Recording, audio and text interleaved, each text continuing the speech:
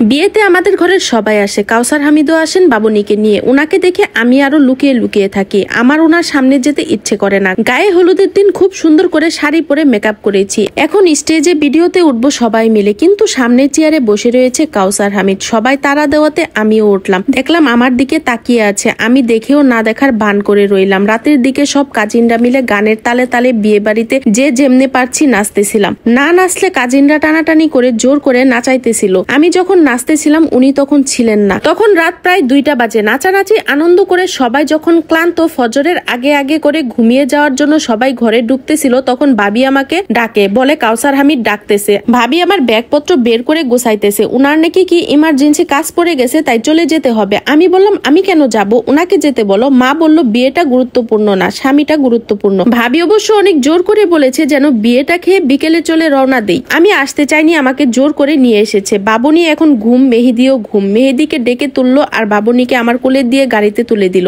বাবুনি আমার কোলে ঘুমাচ্ছে আর মেহেদি ওনার উরুর উপরে মাথা রেখে ঘুমাচ্ছে, পা গুলো সিটে দিয়ে। আমার দিকে কেমন রাগি রাগি লুকে তাকাচ্ছেন উনি। সকালে রাস্তা অনেকটা ফ্রি থাকে, যার কারণে 3 ঘন্টায় চলে এসেছি আমরা আমাদের বাসায়, মানে ওনাদের বাসায়। আজ অনেক মাস পর ওনার বাসায় আসি আমি। বাবুনি আর মেহেদিকে বিছানার উপর শুয়ে দেই। উনি আমাকে টানতে টানতে অন্য একটা রুমে নিয়ে দরজা বন্ধ করে দিয়ে বলে, তোমার সমস্যা কি? আমার আবার সমস্যা কি হবে? জামাইয়ের ছোঁয়া ভালো লাগে না, জামাইয়ের সাথে কথা বলতে ভালো লাগে না, অথচ পর পুরুষদের ঠিকই ভালো লাগে। ওখানে তো এতগুলো ছেলের সাথে নাচতেছো, ওদের হাত ধরে ধরে, আবার কাজিনের বন্ধুদের সাথেও নাচতেছিলা। আমি তো একা নাচি নাই, আমার মেয়ে কাজিনও ছিল, দেখেন নাই? আর ওখানে তো অনেক নানিরাও ছিল। পেট দেখিয়ে নাচতে ভালো লাগে, শুধু জামাইয়ের কাছে আসতে ভালো লাগে না। আমি চুপ করে রইলাম, কোনো কথা বলি নাই। তুমি এই ঘর থেকে একদম বের হবে না, বাবার বাড়িতেও যাবে না, আমার সাথে যাবে, আমার সাথে আসবে। আমি চুপচাপ দাঁড়িয়ে রয়েছি, কোনো কথা বলছি না, কারণ আমার অনেক মন খারাপ। আজকে বিয়েতে সবাই কত মজা করছে, বউ বাতে কত মজা করবে, উনি আমাকে অযথা নিয়ে আসলেন। উনি আমার পেটে হাত দিলেন এবং কি জড়িয়ে ধরে চুমু দিলেন। আমি হাত ছড়িয়ে দিয়ে বললাম আমি ক্লান্ত, ঘুমাবো। তখন কাউসার হামিদ আমাকে বলে, আমি তো তোমাকে আদর করছি। আমি ওনাকে দূরে সরিয়ে বলি আমি ঘুমাবো। রুম থেকে বের হওয়ার জন্য দরজা খুলতে যাব,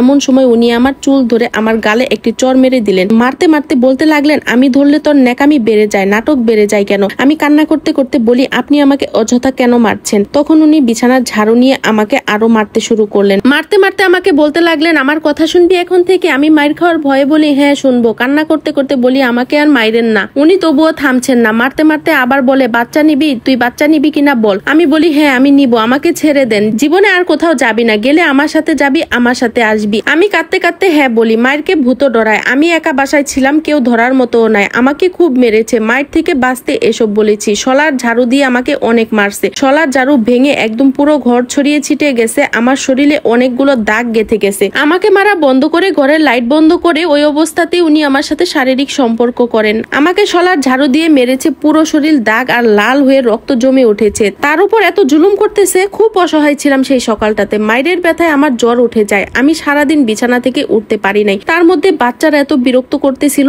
আমার সেদিন মরে যেতে ইচ্ছে করতেছিল। আমি 5 দিন অনেক কষ্ট পেয়েছি জ্বরে, তার মধ্যে ঘরের কাজ, বাচ্চাদের দেখাশোনা। ওনার সাথে দরকার ছাড়া তেমন কথা বলতাম না, যতটা পারতাম এড়িয়ে চলতাম। আমার এসএসসি রেজাল্ট দেয়, আমি ফার্স্ট ডিভিশনে পাশ করি। আমাকে ভার্সিটিতে ভর্তি হতে মানা করে, কারণ উনি বাচ্চা নিবেন। এর মধ্যে আমি মেহেদির সহপাঠীর মায়ের পরামর্শে এবং ওনার সাহায্যে 3 মাস মেয়াদি একটা ইনজেকশন মারি, জন্ম নিয়ন্ত্রণ পদ্ধতি গ্রহণ করি। উনি আমাকে হাসপাতালে নিয়ে গিয়ে ইনজেকশন মারিয়ে দেয়। আমি মেহেদির স্কুলের নাম করে বের হই বাসা থেকে। উনি আমাকে কোনো রকম ভর্তি হতে দিবেন না। আমি আমার ভাই ভাবিকে মাকে বলেও কোনো লাভ হয় না। এর মধ্যে আমার আপার পেনশনের টাকাগুলো পেয়ে যায়। আপা সরকারি চাকরি করত, তার মৃত্যুর পর তার পেনশনের টাকা দিয়ে দেওয়া হয়। কাউসার হামিদ পুরো টাকা মাকে দিয়ে দেয়, উনি 1 টাকাও রাখেন না। আমার মা নিতে চাইলো না, কিন্তু জোর করেই দেয়। পরে আমার মা ব্যাংকে বাচ্চাদের নামে টাকাগুলো রেখে দেয়। প্রতি মাসে পিরিয়ডের ডেটে তিনি অপেক্ষায় থাকে এবার কনসিভ হলো কিনা। ইনজেকশন মারার পর থেকে আমার পিরিয়ড অনিয়মিত হয়ে যায়। এভাবে 4 মাস কাটার পর উনি গাইনি ডাক্তারের কাছে আমাকে নিয়ে গেলেন। ডাক্তার আমাকে কিছু টেস্ট এবং কনসিভের ওষুধ লিখে দিলেন। আমি বলি টেস্ট এখন করিয়েন না, আগে 1 মাস ওষুধ খেয়ে দেখি। আমি ওষুধ মুখে নিতাম ঠিকই, কিন্তু খেতাম না, ফেলে দিতাম। এর মধ্যে আমার মা মারা যায়, আমি অনেক ভেঙে পড়ি। এর মধ্যে বাচ্চা নেওয়ার চিন্তা ততদিনে কিছুটাও অফ রাখছে। মা মারা যাওয়ার পর থেকে এতটাই ভেঙে পড়েছিলাম যা বলার মতো না। ওখানে 15 দিন থাকার পর উনি আবার আমাকে বাসায় নিয়ে আসেন। মা মরে যাওয়ার পর থেকে উনি আর কোনো বিষয় নিয়ে আমাকে প্রেসার দেন না। আমি আমার নিজের মতো থাকি বাচ্চাদের নিয়ে, এবং আমি আমার লাইফটা মেনে নিয়েছি।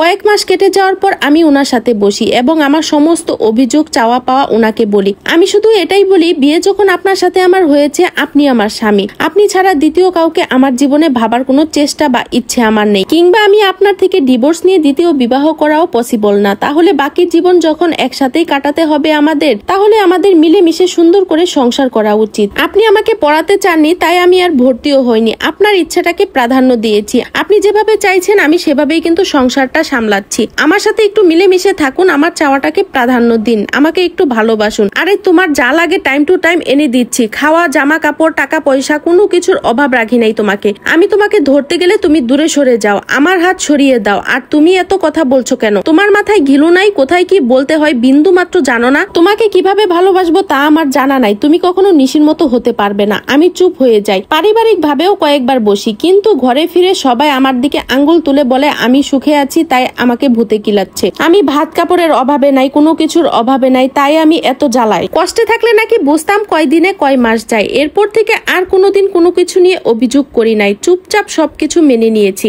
এবং উনি কাছে আসলে আর কখনো দূরে সরিয়ে দেই নাই। উনি মাসে কয়েকবার কিংবা সপ্তাহে একবার দুইবার আমার কাছে আসতেন, আমি না করিনি এরপর থেকে। এভাবে কয়েক মাস কেটে যায়, এভাবে কয়েকটা বছর কেটে যায়। আমার বাবুনিও বড় হয়, মেহেদির রুমও আলাদা করে দেয়। মেহেদি একা ঘুমায় আর বাবুনি আমার সাথে থাকে। আমি ওনার অনুমতি ছাড়া বাহিরে কোথাও যেতাম না। সময় যত যাচ্ছে আমি তত বেশি সুন্দরী আর দেখতেও অনেক মিষ্টি হয়ে যাচ্ছি। আমার চেহারায় উজ্জ্বলতা ও শারীরিক পরিবর্তন দিন দিন বেড়েই যাচ্ছিল। এটা সবাই বলতো, কেউ বিশ্বাস করতো না আমি বিবাহিত।